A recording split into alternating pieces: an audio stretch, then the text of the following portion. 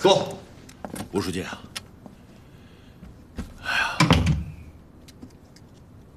我怀疑这齐恒会不会以证据不足，判被告人无罪。所以咱们市委是不是应该有个防范的意识啊？有什么建议吗？咱们能不能破个例，召开一个班子碰头会，名称就叫“学法用法集体学习会”，顺便啊，把公安局长找来，介绍一下案情，在我们领导层达成一个共识，以组织的名义让齐恒按有罪判决。不行，绝对不行！这么做，就是干涉法院具体办案，跟中央现在的司法改革精神完全是背道而驰。咱不能犯这种错误。就这么办吧。局院，罗院长，哎，咱们这个陈大律师啊，终于把这些资料看完了这么快？啊！而且他明天先去公安局和检察院，然后看看还有没有什么需要补充的材料，再去拘留所和咱们的被告人见一面，再给他2、3天的准备时间吧，就可以开始了。哇，没想到这个陈大律师办案效率很高啊。是啊，那局院没什么事，我先走了。好。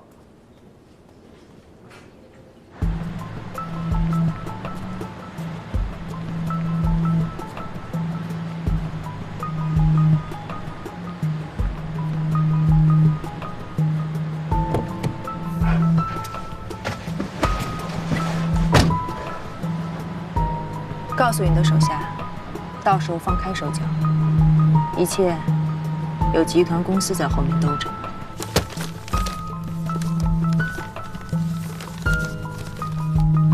哎，哎，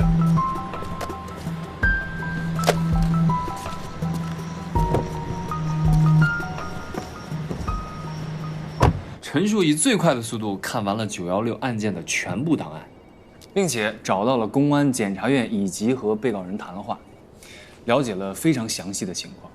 刚才庭前会议一结束，他就小声地跟我说，他对这个案件做无罪辩护的把握非常大。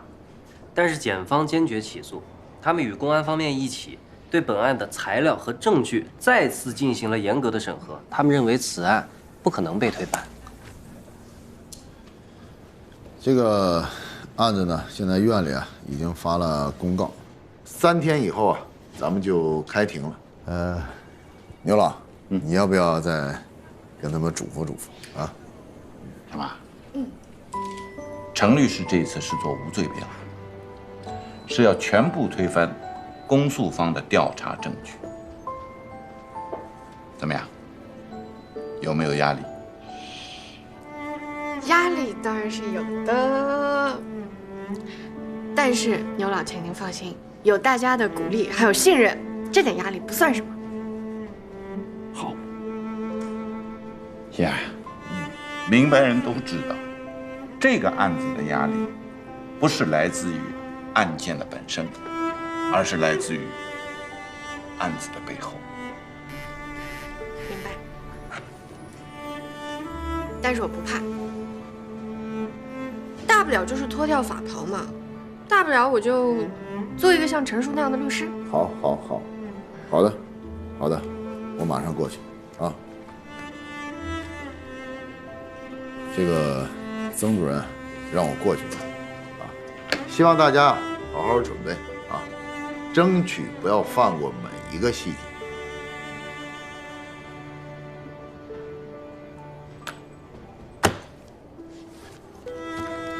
先这样。局院，您的杯子。哦，谢谢啊，好好准备，随时迎接每一个困难。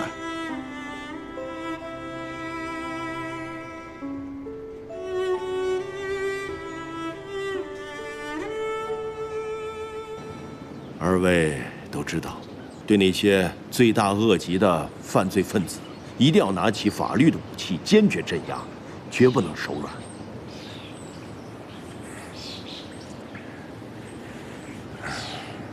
主任，我表个态，我们齐州中院坚决贯彻执行领导的指示，绝不手软。具体到这个案子呢，是刑一厅在审，这个齐院长负责刑审这块。主任，咱们听听齐院长的意见。曾主任，这个案子现在还没有审理完，是故意伤害还是故意杀人还是报复，现在还不确定。我怕过早的定性呢，会给主审的法官带来一种心理暗示。这个被告人当庭翻供是他的权利，庭审法官呢休庭，择日再审，也是属于正常的法律程序。你说的是对的。从法律的角度来看，休庭是合理合法的。但是，一些同志都认为，法院不能因为被告人一喊冤就住手。这世上有很多罪犯临死的时候都不认罪，都在喊冤。如果是一喊冤就停的话，那么多案件怎么能审结呢？是啊，曾主任说的是，一些犯罪分子喜欢玩这事，在公安局的时候什么都认，到了法庭上就翻供，有意拖延判决的时间，拖个3年、5年、7、8年，他们赚，但是对被害人和受害人是极大的不公。其实我们还是重证据，证据充分，证据链完整，就算他一个字不说，我们也可以定罪。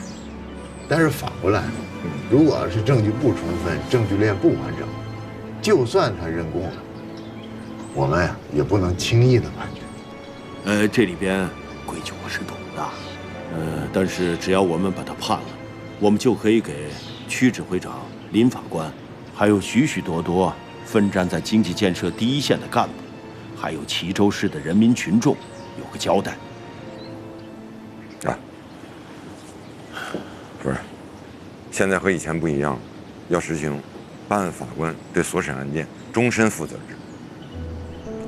以前出了问题呢，顶多评个反，国家和政府呢赔些钱完事儿，但是现在不行，要追究审案法官的责任，所以法官们的压力很大。这些啊，我能理解。院长，按照规定啊，庭审当中要更换这个承办法官，必须由院长您批准。在这里呢，我想提出申请，此案更换承办法官，由我来担任审判长。我是不是可以这样理解？你亲自做主审法官，是为了保护下面年轻的法官？我的意见，我想齐院长也都明白了。我相信，一定能做到依法判决。曾主任，您放心，我会牢记我法官入职宣誓的誓言，我会忠于宪法。我向您保证，我一定会依法办案。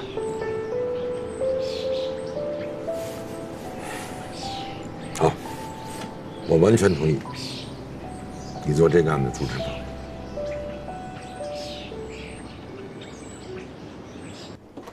哎，我也听说了，不光是学生，还有很多民众在他们的街道上也纷纷的弄起了这种活动。谢谢你们。他们这是搞民意绑架，想挑起民愤，来对法庭施压，干扰法院的正常工作。哎呦，就怕是一群处在青春躁动期的学弟学妹们，你给他3分阳光，他就能给你灿烂整个世界。灿烂怎么了？他们还能咆哮公堂不成？我觉得呀，这次好像不是在审理一个案子，更像是一场博弈。什么博弈？以审判为中心、以法律为准绳的新的法治观念，和传统的以道德辨善恶、以舆情为参照的人治观念的博弈。哎，齐院，哟，徐院来了啊，坐。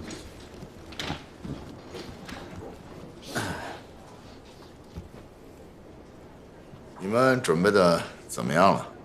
祈愿，请您放心，虽然我们现在还没有100%的把握，但是99%绝对没问题。还没开庭呢，话可不要说那么满。如果陈述在法庭上能有上佳的表现，翻过这案子，问题不大。居然牛鼎，不久前我刚跟陈述又见过面，他当着我的面拍着胸膛表大态，说他那边没有问题，铁定的疑罪从无。看来大家准备的不错，啊，都是信心满满的。这个案子呢，刘岳阳和王默，继续当审判员。这个审判长呢，我建议换人。为什么呀？祈愿，我是不是哪点做的不好啊？你没有哪一点做的不好。那为什么呀？别问了，听祈愿。祈愿，那你准备换谁呢？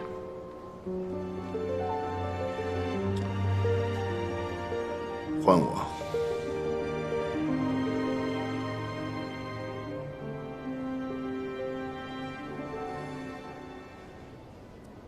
我不同意。你不同意什么？我当法官？对，因为我才是这个案子的审判长。以前啊你是，现在呢我是。祈愿，你非要把自己置于风口浪尖之上吗？我即使啊不当这个审判长，也是在风口浪尖上。你知不知道会有什么样的后果？丢掉乌纱帽啊，大不了啊，我再干回老本行。你太让我失望了。你对我怎么失望？因为你根本就不信任我，你觉得以我的能力，我根本就扛不下这个案子，是不是？这跟信任不信任没关系。你说你这么一个小姑娘，你怎么就不领情呢？你这个就是性别歧视、年龄歧视，还有职位歧视。祈愿，难道你之前说的所有的话都是骗我们的吗？你之前在学校你演讲的那些内容，现在还历历在耳呢。你说我们这些当法官的，我们为什么啊？我们通过了那么多的考试，我们通过司法考试、公务员考试、入额制考试，我们那么辛苦挣那么少的钱，不就是因为心里还有一团火吗？你说你不怕丢掉乌纱帽，为了你心里的梦想，难道我就不能为了法治和正义丢掉我的乌纱帽吗？马拉松，你就别说东说西的，你怎么就不理解我呢？人明眼人都能看出来我是在维护你。现在啊，是法官办案终身制，你要办了冤案错案，一生都要负责的。祈愿你别说了，我是不会同意的。我不同意你站在我面前替我去背锅，替我去挨刀，而我自己像一个缩头乌龟一样躲在后面。今天，这不是上下级之间的对话，而是两个平等的法官之间的对话。别说气话了。祈愿你实话告诉我，你会不会迫于外在的压力，判被告人死刑？你觉得我会这么判吗？我不相信，你不是个见风使舵的人。我会对得起你这份信任。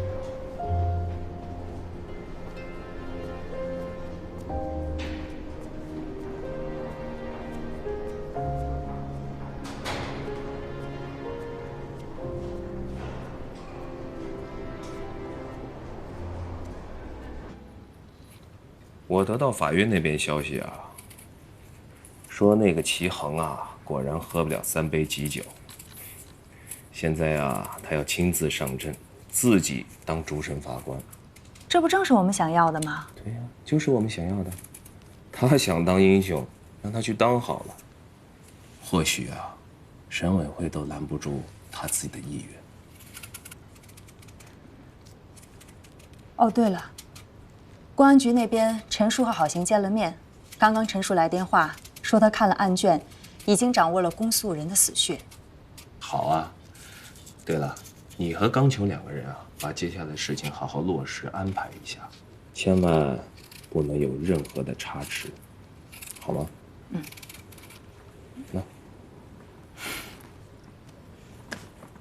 谢谢。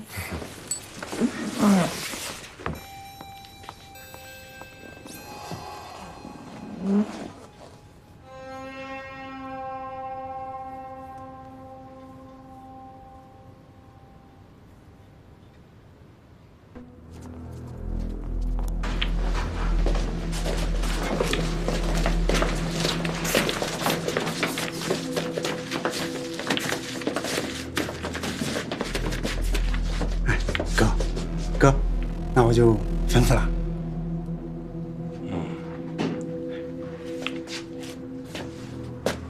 大家听好啊，明天各自带着自己的人分头走，到时候都给我化化妆啊，看我的眼色行事，明白吗？明白。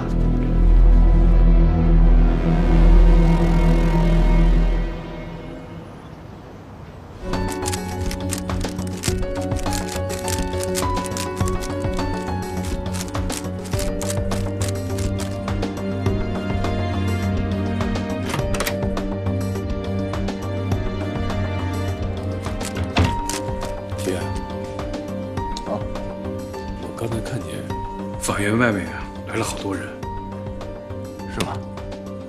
徐院，我算是看出来了，你遇到操心的事儿就玩这个牌姐，是不是？就算是。喂，啊，来的都是学生。对，可能还有一些围观的群众。对了。他们说现在手上有一张上万人的请愿单，都签字了。您看。好的，我知道了。出什么事了，队长？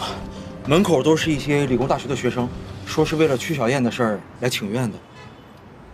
汇报了吗？汇报了，刚汇报完。走，走。去。哎。外面的人越来越多了，不仅是理工大学的人，还有许多外面人，好像都是来请愿的。请愿？啊？请什么愿？让法院坚决判王红死刑。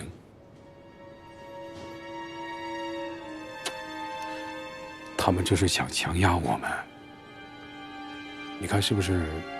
把法警支队做好布控，或者给公安打个电话。我觉得不用吧。只要不影响法院的工作，不影响交通，应该没什么事儿。我就是担心人一多，情绪一起来，容易失控。失控？不会吧？只要公开透明，就不会失控。就怕藏着掖着，流言四起，那样才容易失控。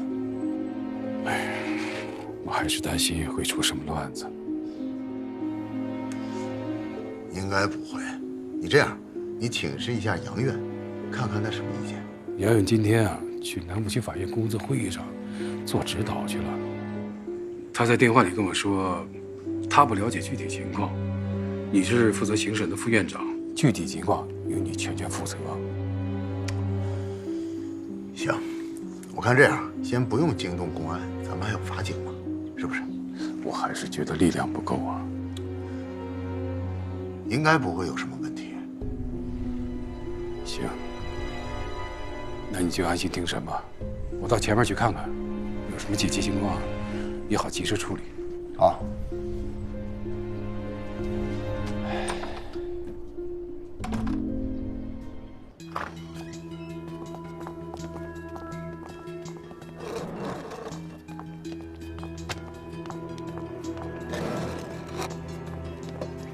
请审判长、审判员入庭。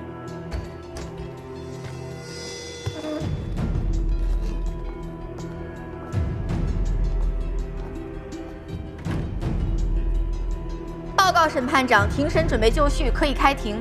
好，大家坐下。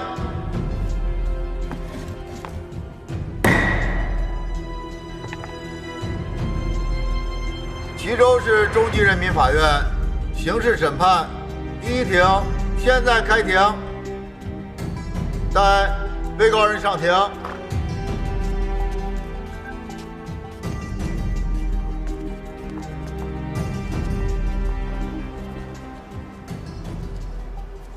辩护人，你对公诉人提出的证据有什么提问吗？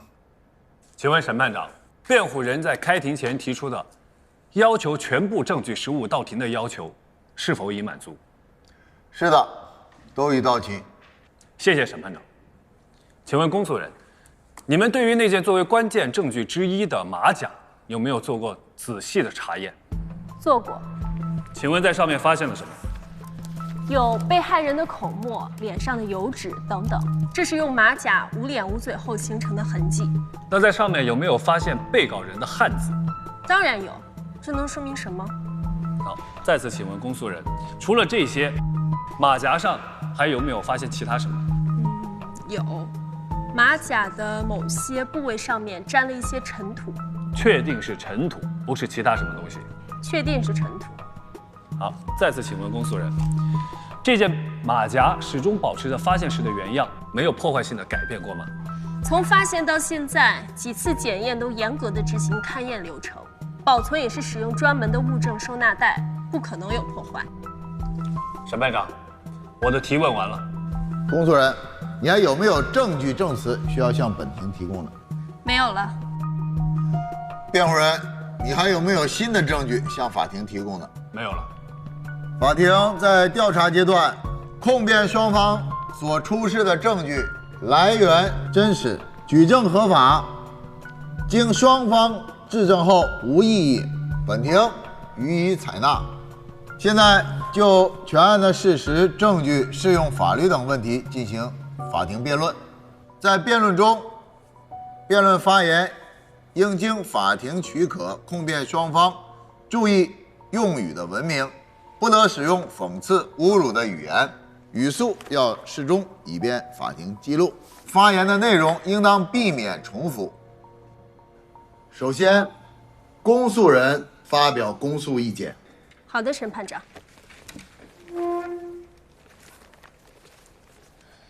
尊敬的审判长、审判员，根据法律规定，我们以国家公诉人的身份，对我院提起公诉的王鹏故意杀人一案出席法庭，支持公诉，并对庭审实行法律监督。现对本案的事实和证据发表以下意见，请法庭注意：王鹏的犯罪事实在起诉书中已明确认定，并为上次和今天的法庭调查所证实，事实清楚，证据确实充分。被告人在前次庭审中的大部分时间里也供认不讳，不需再加论证。但是，为了更加充分地揭露本案的犯罪性质及其对社会的危害性，提请法庭对被告人给予严厉制裁，以保护公民的生命安全。公诉人有必要对本案再做进一步论述。那老同学，我问你，那如果法官判处案子，那就不能重新再改判了吗？如果是冤假错案，也得给人家平反昭雪。总之是人民法院，人民有监督权。那好啊，那我来监督。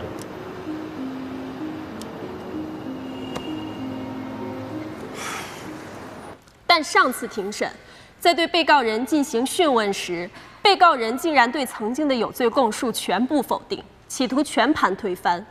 公诉人在这里再次重申，本案事实清楚，证据确实充分，请法庭根据被告人的犯罪事实、性质、情节，以及考虑被告人蔑视法庭、拒不认罪的态度，依法给予严厉公正的判决。公诉人的意见暂时发表在此。被告人，你有辩解吗？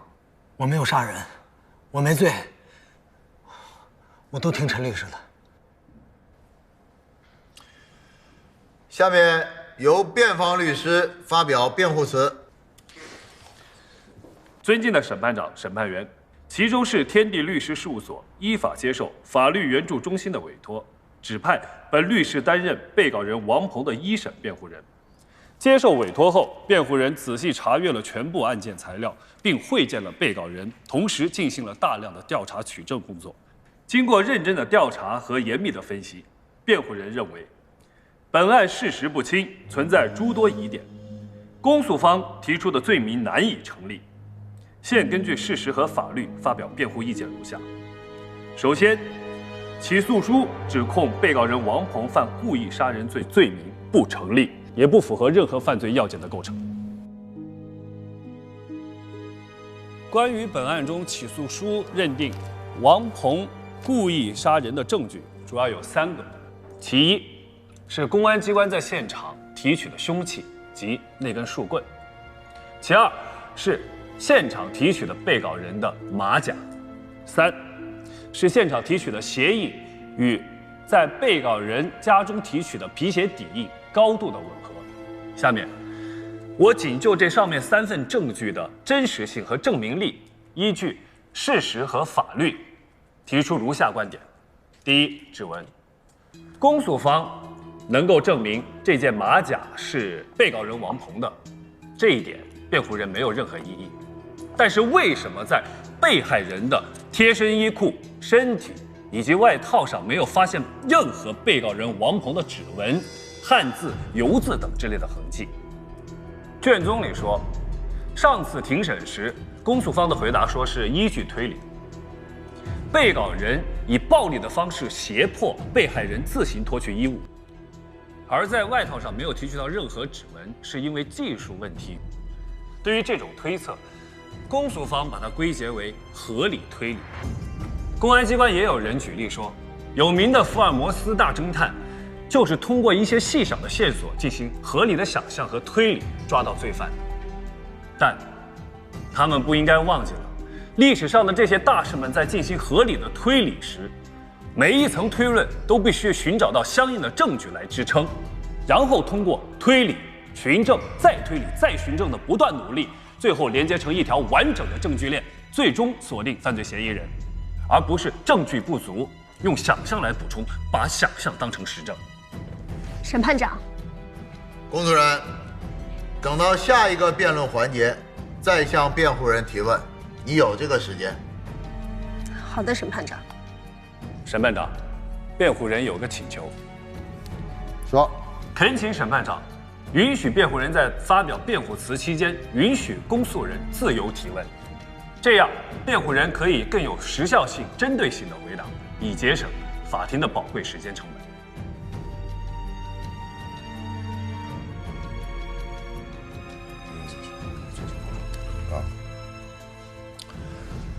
允许辩护人的请求，公诉人可以在辩护词发表期间，有针对性的向辩护人提问。公诉人，继续刚才的提问。好的，审判长。公诉人想问的是，平华的丝绸内裤上没有发现被告人的指纹，但也没有发现除了被害人以外的任何一个人的指纹。那么内衣裤不是被害人自己被迫脱去的，还能是谁脱去的？公诉方这话问得好，辩护人在此着重的声明，在法学界对事实一般使用2个概念，一个是客观事实，一个是法理事实。打个比方，假如甲遭受到乙的杀害，这只能说是一个客观事实，但在法庭上需要采信的是法理事实，也就是说，你必须要找到确凿的证据证明就是乙对甲进行了杀害。而现在，不管公诉方无论怎么说，都没有办法证明案发那晚被告人事实上接触了被害人，所以在法理上也就不能证明被告人杀死了被害人，这就是法理事实。第二，凶器，根据法医鉴定的报告，受害人是死于腹腔内部的动脉破裂大出血，最后失血性休克而亡。那么，那根插入身体的树棍就成了最重要的行凶证据。遗憾的是，就是这样一件非常重要的证据，除了能证明是致被害人死亡的凶器外，丝毫不能证明是被告人王鹏使用过，因为在树棍上面没有提取到被告人的指纹，当然也不可能提取到，因为树皮的表面干枯且粗糙，不可能留下清晰可辨的指纹。那么，既然树皮的表面十分粗糙，罪犯在使用它行凶时，会不会刺伤自己的手，从而留下细小的血迹与痕迹呢？甚至会因为紧张出汗，将自己手心的汗迹留在树皮表面呢？可是，经过侦查机关的仔细化验，在树皮表面没有发现任何被告人的生物学痕迹。自然的，他们就推论，被告人是用自己的马甲包裹着树棍进行作案的。那么，辩护人在这里不禁要问：既然被告人都谨慎到用自己的马甲包裹着树棍来作案，但却听任这件马甲以及自己的鞋印更大的物证留在犯罪现场，这符合常情常理吗？因此，在树棍上面没有被告人留下的任何痕迹，只能导致出2个结论：第一，是被告人根本没有使用过这根树棍；第二是虽然使用过，却没有留下痕迹。但即使是后一种情况，即确实有人使用过，那就能在法理上认定被告人是唯一使用过的人吗？万一另有其人呢？综上几点，我们可以发现一个很有趣的问题：只要我们用无罪推定的方法来进行推论的话，那这一件公诉人用来证明被告人有罪的重要证据，实际上就成了证明被告人并没用它来行凶的证据。再往上推一步，也就证明了被告人并没有杀死被害人。刚才所有诉讼参与人员都听见了辩护人询问公诉人那件马甲的保管状况。公诉人回答说，保管得十分完好，并且公诉方在上面没有发现任何其他的痕迹。审判长，辩护人申请现在需要拿出这件马甲，以证明一个事实。允许辩护人的申请，但不要损坏或污染证据。明白。指定法警把辩护人申请的证物拿上来。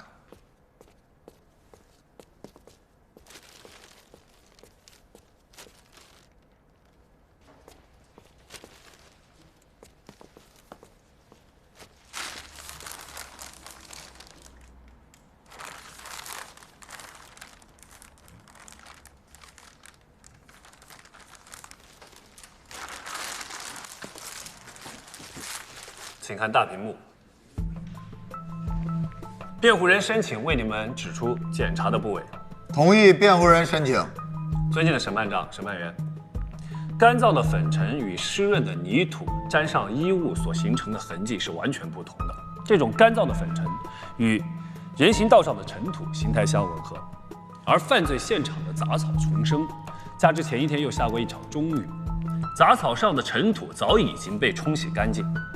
马甲落在草地上，只能是沾上湿润的泥土。如果这是真的话，那就只能证明马甲是落在了人行道上，但又为什么会出现在犯罪现场呢？我们不妨来进行合理的想象和推理一下。据上一次庭审1号证人的证言可以证实，被告人是在喝了酒的情况下，将马甲搭在自己的肩上，摇摇晃晃离开的。走了，别找不着回家的路啊！操你的心！哎，等等，咋了？钱都给过了。哎呀哎呀哎呀哎呀，行行，哎呀，把这个拿上。哎，这个，哎嘿。而后又经过了犯罪现场外的人行道，这也就可以说明。马甲完全是有可能在被告人经过人行道时滑落的，而他在半醉半醒的状态下没有感知到，后来被别人拾到，带入了犯罪现场。审判长，公诉人要求提问。好，公诉人可以发言。好的，审判长。辩护人，这真正是纯推理了。如果事实上不是这种情景呢？因为还可能推出另一种情况。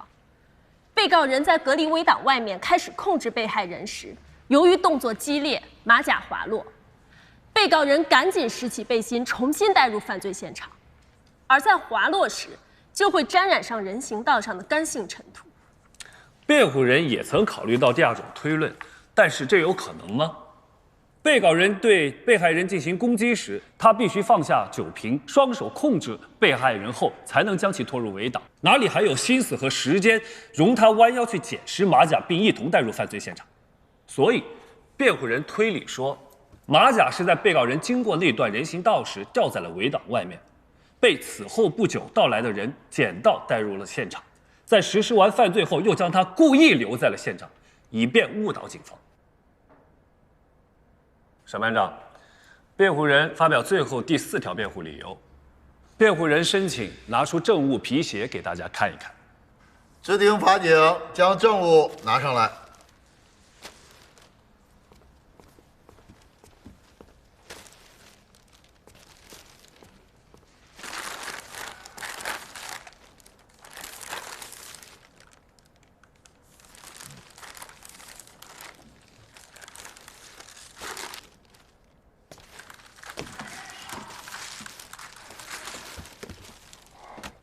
请大家仔细的看这双皮鞋，大家应该可以看得出来，这是一双崭新的皮鞋，不像是曾经被穿过的。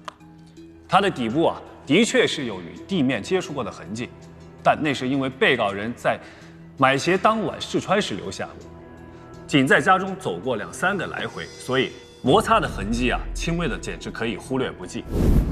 舒服吗？走2步。试试啊！我还没见过我爸穿皮鞋啥样呢。合适吗，大小？合适。磨不磨？不磨，不磨。不磨。那就好。咱这买这鞋就赚了。谢谢我贵。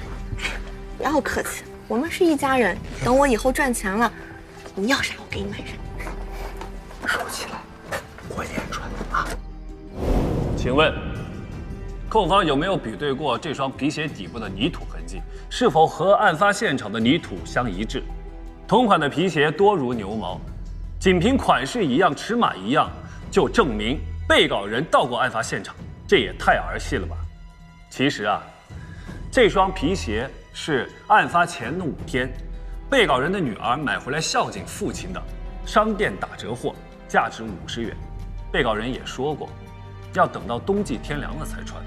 如果被告人在犯罪的当天就将它穿上街了，那么他皮鞋底部的摩擦痕迹就远远不止如此清浅。还有，据1号证人的证言说，被告人常年穿的是一双布鞋，他平时就撒的一双那个破布鞋，冬天也就在最冷的那2、3个月，他才穿正儿八经的鞋。这双作为证据的皮鞋啊，它是皮鞋厂批量生产的。经查证，仅这一次打折促销，全市就卖了1000多双这种鞋子，与证据一个型号的也卖出了100余双。也就是说，全市有100多个人拥有相同的一双鞋子。因此啊，这双皮鞋现在要作为证据，它不符合证据的排他性原则，必须还得有新的证据来证明，就是这双皮鞋确凿无疑地出现在犯罪现场过，才能排除其他100多双相同鞋子的嫌疑。很遗憾的是，我们相关机关没有仔细的一双双排查，可能是因为时间紧迫，也可能是被告人的违心承认有罪，使相关机关大意了。尊敬的审判长、审判员，综上所述，所提供的证据不能形成完整的证据链，几件主要的证据都不具备完全的排他性，大多靠主观推理支撑。因此，本案的被告人王鹏不具备犯罪的主观条件和客观条件。我们大家都知道啊，刑法是最为严厉的处罚措施，而处以极刑，则将永远剥夺罪犯在新的证据出现后所享有的利益。为了切实维护被告人的合法权益，恳请合议庭认真研究，根据客观事实和法律证据，依法判决宣告被告人王鹏无罪。梁兄啊，谢谢你的支持和理解。不，我应该谢谢你，谢谢你的理解，真的，谢谢。我还有事儿，就不陪你了。行，那你先忙啊。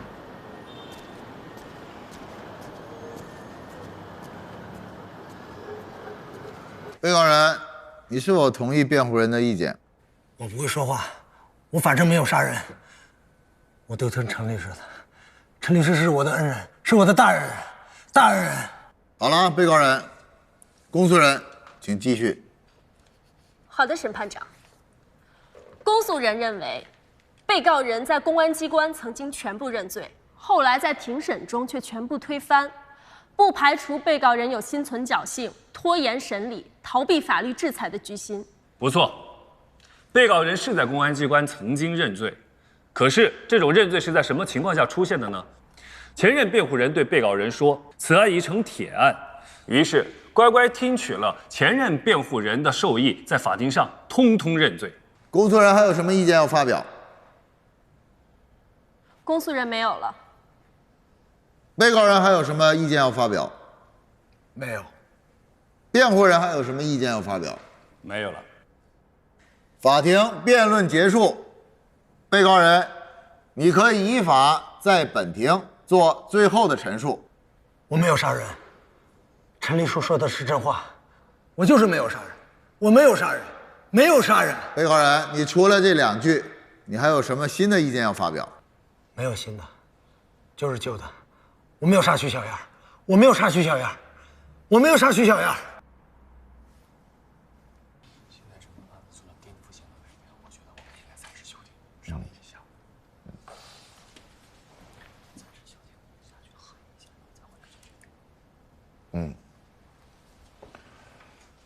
现在宣布休庭。圆圆啊，结束了，就等宣判了。不用紧张，他们一定会拿到审委会上去做决定，不会当庭宣判的。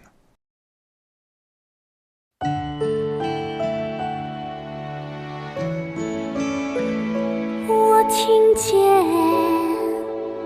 回声，来自山谷和心间，以寂寞的镰刀，收割空旷的灵魂，抚几段的诱饵，捕获缥缈的唯美。我相信自己，生如璀璨的夏日之花，不凋不败，摇曳如花。一路走来，一路盛开。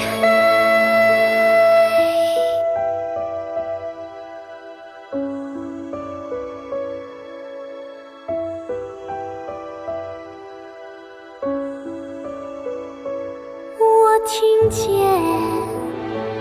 爱情，我相信爱情是一滩挣扎烂草，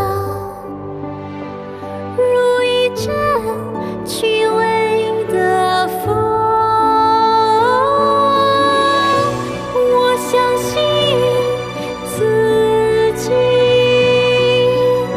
似如精美的秋日落叶，不声不乱，姿态如愿，驻守岁月留下的信念，